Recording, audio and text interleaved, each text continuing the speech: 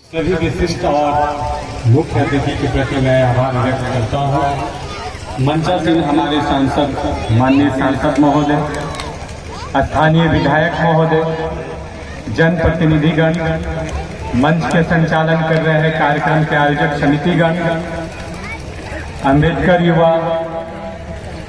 युवा समिति के कार्यकर्तागण, अध्यक्षगण, यहाँ के स्थानीय नागरिकगण, हमारे माताएं बहनों, हमारे विद्यार्थियों, सहयोगियों, मीडिया के बंधु, मैं सबके प्रति आभार व्यक्त करता हूँ।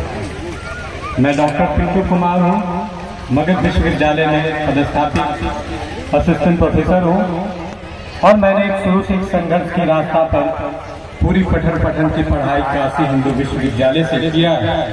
तो वहाँ दो विचारधारा के बीच में लड़ाई हमेशा चलता था, एक अम्बेडकरवाद और एक जो आरएसएस का जनक है काशी हिंदू विश्वविद्यालय हमेशा केंद्र रहा है।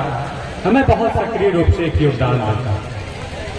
गया का निवासी रहा हूँ, 20 साल तक बाहर देश विदेश का संघर्ष देखा और बाबा साहब के दिए हुए सम्मान के साथ आगे बढ़ता रहा। तो इसलिए मैं आज इस विशेष अवसर पर मैं सबसे पहले अपने महापुरुष बाबा साहब के चरणों में श्रद्धा सुमन अर्पित करता हूँ।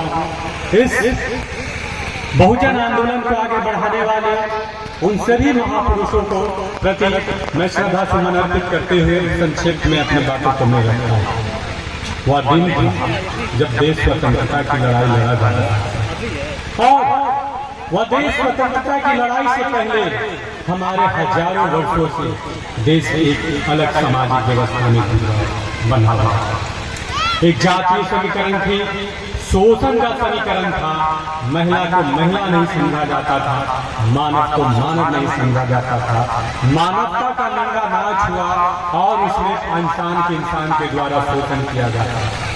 और ये इस तरीके से काल्पनिक कथाओं के साथ इस तरीके से रचा बसा गया था कि जिसका न कोई तर्क था, न कोई आधार था, न वैज्ञानिकता थी, न सोच थी, न समझ थी।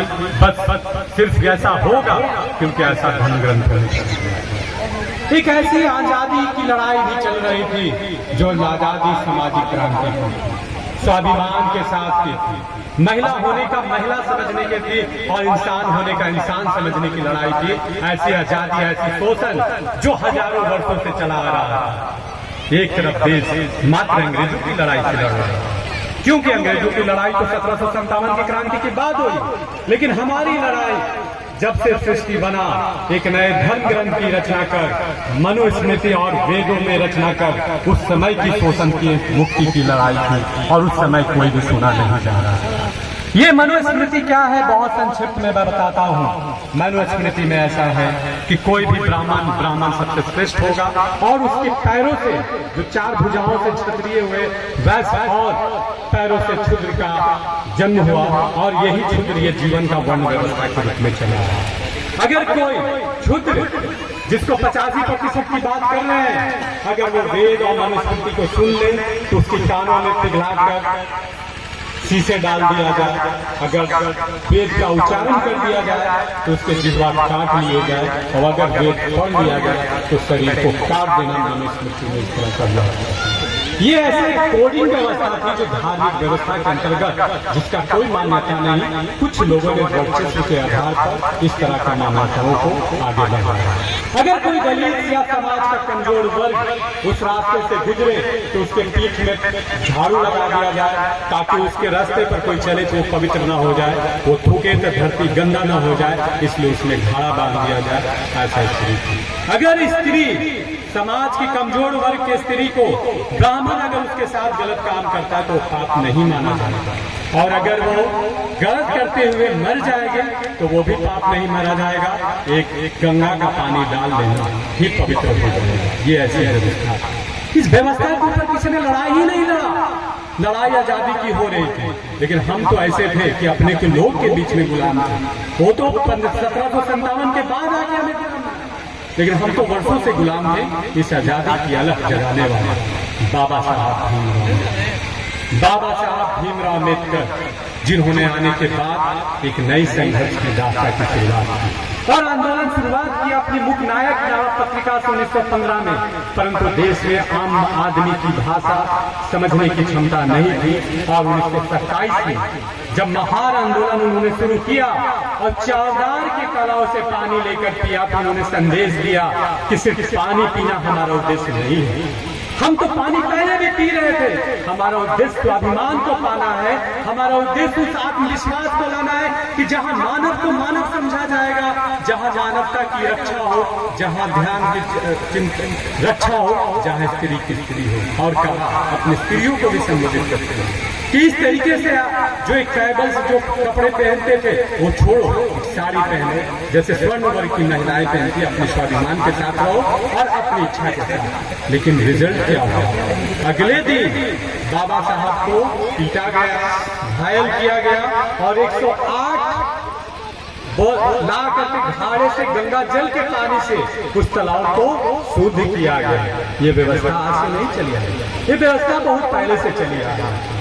बाबा साहब एक शिक्षित व्यक्ति, इसलिए कि शिक्षित संगठित और संघर्ष शिक्षा ही ऐसा अलग है जो बाबा साहब को ये सोचने मजबूर किया कि अगर हम अपने समाज के उन लोगों को नहीं दे पाए, सम्मान नहीं दे पाए, हक नहीं दिला पाए तो मेरी शिक्षा की कोई महत्व नहीं। आखिर एक ही केस में जगन्नाथ मिश्र जैसे लोग को बेल मिल जाता है और हमारे सामाजिक क्रांति की लड़ाई लड़ने वाले माननीय लालू जी को जेल मिल जाता है। सेम केस में ये शिक्षा का महत्व है, लेकिन शिक्षा किसके हाथ में ये समझना हमारे लोगों को बहुत इम्पोर्टेंट है। मैं मगध विश्वविद्यालय का प्राध्यापक,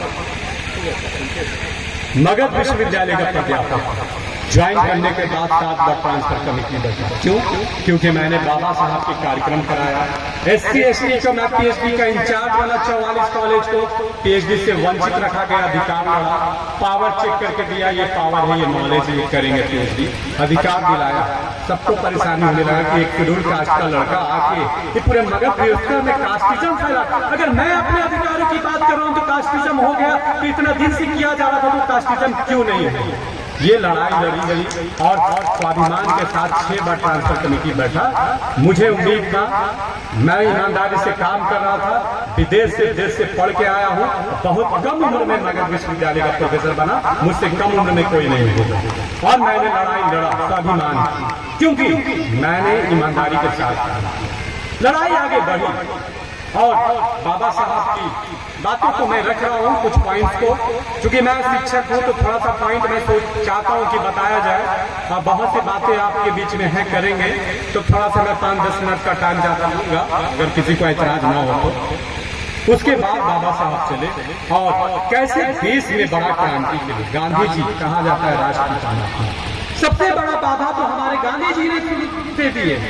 जब गोलमेज सम्मेलन की लड़ाई चल रही थी और गोलमेज सम्मेलन में बाबा साहब गए, जब उस समय का सर मैकडोनाल्ड ने पूना 50 जिसको सांप्रदायिक कम्युनल अवार्ड की घोषणा करने की बात हुई तो उसमें वो हुआ कि पूरे देश से मुस्लिम को प्रतिनिधित्व करने के लिए जिन्ना को बुलाया गया, हिंदू को प्रतिनिधित्व करने के लिए गांधी जी को बुलाया गया और देश के समाज के कमजोर और वंचितों को प्रतिनिधित्व करने के लिए बाबा साहब को जब बुलाया गया तो गांधी ने ये कहा कि बाबा साहब बहुत देश का सर्वमान्य नेता नहीं है, दलितों और वंचितों को सर्वमान्य नेता मैं हूँ, इसलिए माननीय प्रधानमंत्री मैकडोनाल्ड जी अगर दलितों की बात रखा जाएगा तो मैं रखूंगा।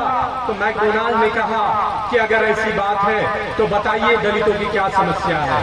तो बोला मेरे दलित भाइयों को पानी नहीं पीने दिया जाता है और इसलिए, तो बोला समाधान क्या हो?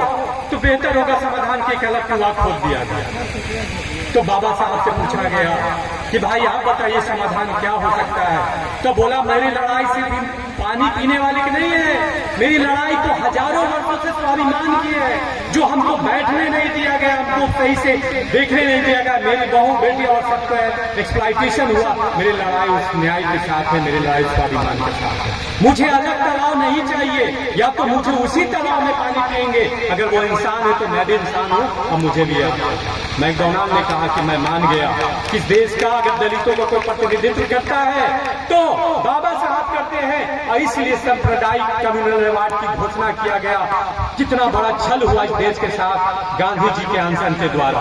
उस कम्युनल अवार्ड में यह घोषणा किया गया था, जो आज तक लागू हो जाता तो हमारे देश के इतिहास बहुत बड़ा परिवर्तन होता, कि अगर किसी को प्रतिनिधित्व दिया जाता है और अगर वो रिजर्वेशन की बात होती है तो उसमें उसका प्रतिनिधि भी उसी वर्ग से होगा और वोट देने का अधिकार भी सिर्फ उसी वर्ग का होगा, क्योंकि उसके वर्ग का अगर वोट देगा तो वो सही अपने वर्ग के प्रति काम करेगा और एक अलग से कैंडिडेट होगा जिसको सभी को अधिकार देने के बाद। गांधी ने देखा कि अगर ऐसा देश के प्रति ऐसा हो गया और इस तरह का कम्युनल अवार्ड हो गया तो ये जो 86 संख्या जो मांग रहे हैं उस समय के संविधान का एक बड़ा वर्चस्व होगा, एक बड़ा अधिकार होगा। और नखरे करने के बाद 25 सितंबर 1932 को अनशन पर बैठने के बाद हमारे विश्वविद्यालय में जहाँ से पढ़ा हूँ, मालवीय मदन मोहन मालवीय, अब कुछ मिलकर हिंदू महासभा के लोगों के साथ एक मजबूर होकर बाबा साहब को पुनः प्राप्त करवाया है। देश में हिंदुत्व की बात मैं गलत नहीं कर रहा हूँ, बाबा साहब ने कभी किसी धर्म का विरोध नहीं किया, लेकिन आडंबर का विरोध किया। ब्राह्मण को गलत नहीं कहा, ब्राह्मणिज्म को गलत कहा, और निज भेद को गलत कहा, शोषण को गलत कहा, गलत करने वाले प्रताड़ित करने वाले लोगों को गलत कहा, धार्मिक कट्टरता को गलत कहा, मंदिर को पूजा पाठ इस सब को विरोध इसलिए कहा कि वहाँ पशुवाद हिंसा होती है, महिलाओं का प्रवेश वर्जित है, दलितों का प्रवेश वर्जित है।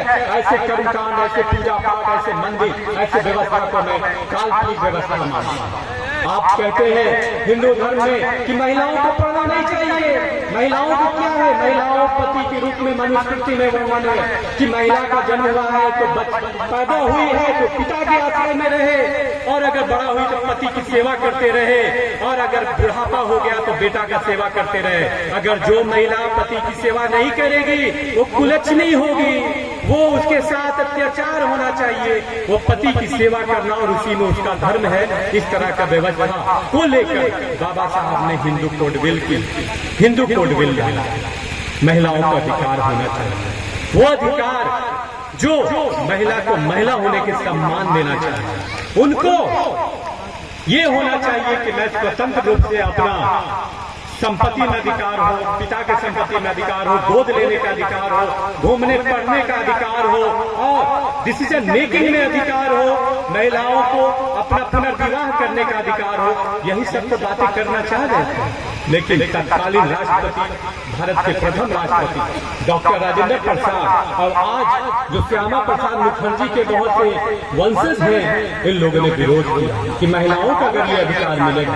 हमें तो समझ में आता है कि शंकराचार्य ने विरोध किया, कुछ सवर्ण लोगों के सांसदों ने विरोध किया, पर ये ऐसे लोग भी विरोध किए जिसका नतीजा हुआ कि बाबा साहब हिंदू कोड बिल नहीं आता।